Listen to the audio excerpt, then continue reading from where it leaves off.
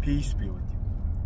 Let me say something about false sense of moral superiority and false sense of humanism that permeates through a lot of people out here in the West. Whenever a tragedy like what just happened in Gaza and Israel happens, people think that their reactions in condemning the quote-unquote terrorists are out of pure humanism and they gloat in their own sense of moral superiority.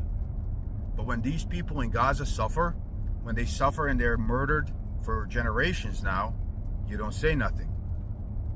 When the US government and the British government killed 1 million innocent civilians in Iraq under false pretenses, at least the people in Gaza can have a claim that we are oppressed because they're locked in an open-air prison.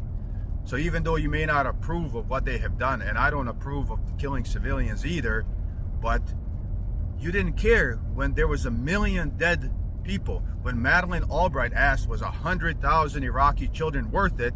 She said yes. And Iraq never did anything to the United States, was never even in a position to do anything in the United States. So when you have these reactions to tragedies like this, but completely ignore 1 million dead civilians in Iraq and ongoing suffering of the Palestinians, then your reaction isn't humanism. It's not out of humanism, it's out of racism. It is out of narcissism. Narcissism is defined by personality traits such as thinking that you are better than others, lacking empathy for others. So your outrage is only, how dare they do this to us? But we can kill 1 million of them and still feel good about ourselves and re-elect the people that did it.